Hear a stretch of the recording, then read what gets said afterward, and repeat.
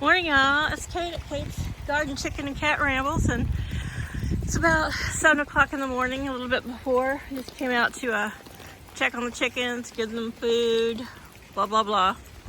And we're having a bit of a lull, which it hasn't stopped raining in 4 or 5 days, but what I call a lull is when it's not quite so heavy that I'm not getting soaked, but I'm still getting soaked. And the wind is not as strong. It was supposed to get stronger. Anyway, the purpose of this video is to come take a look at the tree that fell last night that nobody heard. Not my neighbors right there, nor us, though I had my window open. It fell between 6:30 and 8 o'clock because I was out at 6:30 messing with the chickens, and Paul left for work at 8. And what he normally does is the bike usually parked there. It's parked at our neighbors now, and so he backs here and then we come out this side just so we don't have to move the bikes. And though our driveway is actually, it's a half circle from here and it goes out the street. Actually, the neighbor's driveway is part of it. Years ago, we allowed them to put a little fence and to use about 6 feet of our property so they could have a half circle drive. So as long as we can still use the drive, it was fine with us. But the chicken coop blocks it now, but on this side of the coop, if you go all the way around the back of the house, it meets up with this side of the driveway and comes out. But anyway, Paul, we didn't see it. It was dark, pouring rain. Paul puts on his headlights and this is what he sees. So my neighbor kept telling me this was an oak tree, but it never drops acorns. It has these strange shaped leaves, I'll show you, and it drops these little flat, hard, dark brownish red pods, little flat seeds in it. And so I looked up its leaves, its leaf shape, and its pods, and it's actually a Kentucky coffee bean tree. God knows how long it's been here, but you can kind of see how it arcs. I'm glad that one, as I said, didn't come down because it would have taken out power poles. It kind of, from this midsection of the tree, had like 4 big, huge branches. I mean, big. One fell, and the way it fell, it split also and kind of brushed across the neighbor's roof. They were in the process of getting a whole new roof anyway, so that wasn't as freaky, but this is the one that's fallen now. And I'll try to get closer as it's starting to rain harder, but you see it's actually a pretty big tree. Thank goodness I have a protective case on this, but I don't know, you probably couldn't see this well in the dark video, but it split all the way to the ground. And this was really dark right after it fell. And you can kind of see how it's absorbed a lot of water on the inside. So it probably already had a crack, a weak spot. And as we've had this nonstop rain and it's got all this ivy on it, I think it just got saturated with wind, with rain, and then the winds were coming, of course, out of that direction. But our neighbor said she noticed it looked like it was leaning a little bit more, so I think it's old, and I think it just finally just got too heavy. Like I said, we've had nonstop rain saturation here in Delaware since Friday, but I don't know how well you can see it, but that's ground level all the way to the bottom where that white is. And last night, some of this gray and white stuff here, which I'm sure is some sort of mold, was a lot drier. So I'm assuming that it had a crack for a long time. You can kind of see where the fibers pulled apart, but this is about 30 feet across here. It looks like it might have been part of a knot, but it's a big, big tree. And Paul still hasn't cut down all the other one. That's all I want now is another tree cut up and laying in pieces in the yard. I might see if I can find someone inexpensively who'll come and cut it up and haul it off. And then this will have to come down probably before we get any kind of icy cold winter. I mean, that was, seemed pretty strong at the base, but if this one fell, it would probably crush, might hit the car, might crush my little favorite, my maple tree and my holly. but that side there would definitely hit the power lines. But so last night I could only see so much. It was because it was dark and rainy, but you can see that there's a whole mass of. So it looks like that this trunk that fell, there's another 2-foot section there. It's all covered in ivy, but that's also fallen. And you can see that's the top portion of that one, and this is the top portion of this one. It was really hard to tell last night how massively big this break was.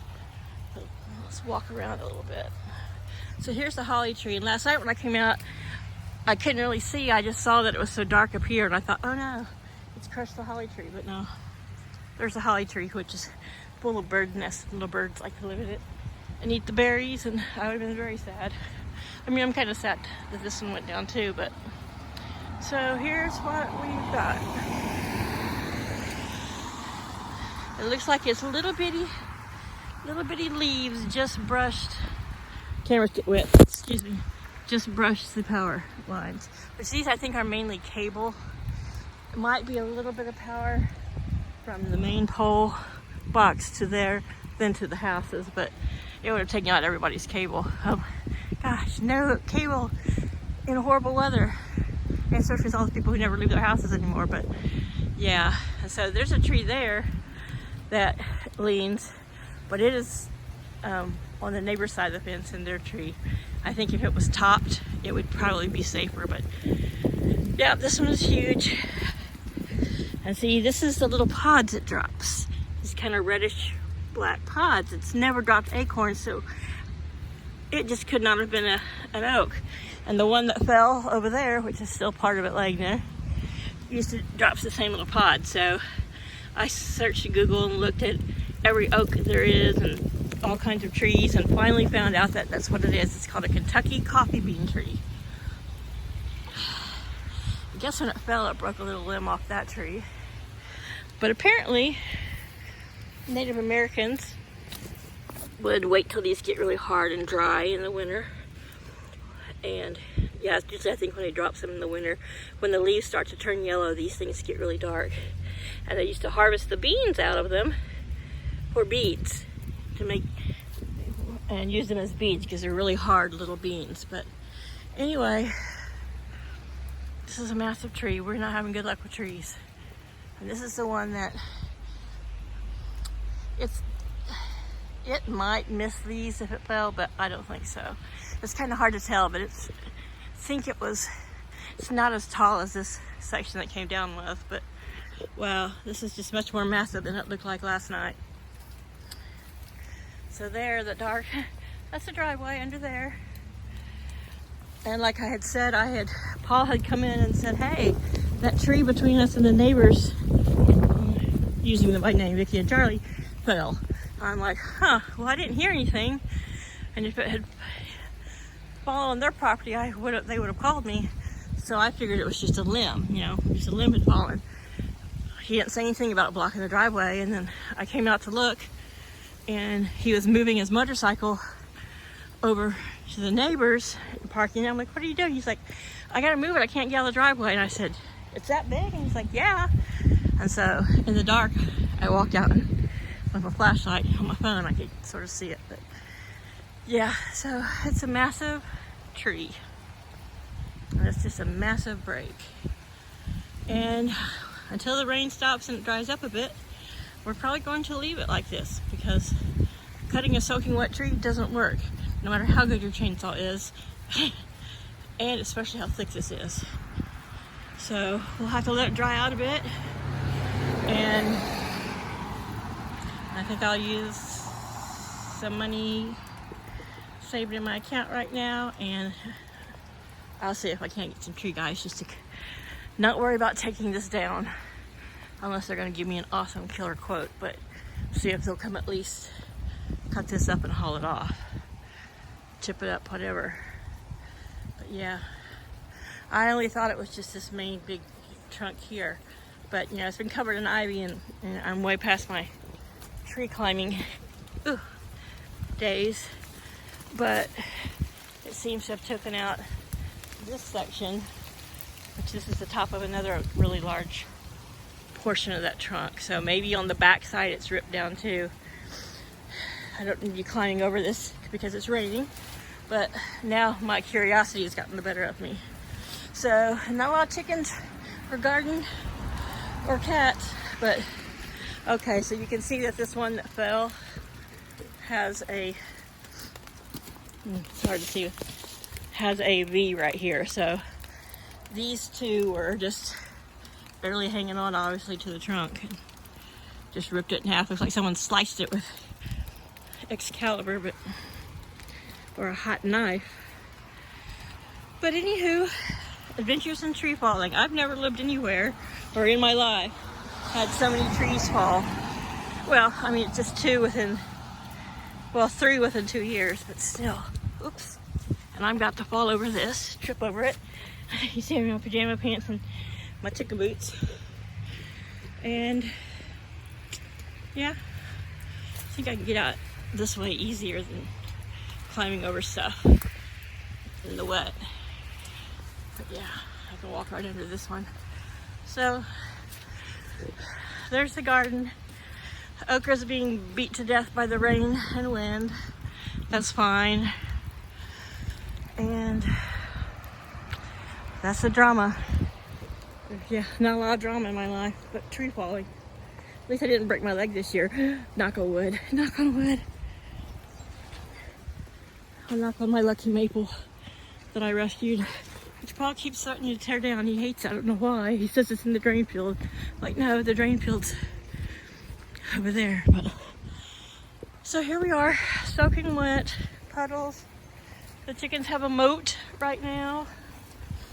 I'm getting pretty wet. I hope my little fall sprouts do okay. I've got a little moat forming there where the eaves are dripping. Maybe eventually next year I'll put some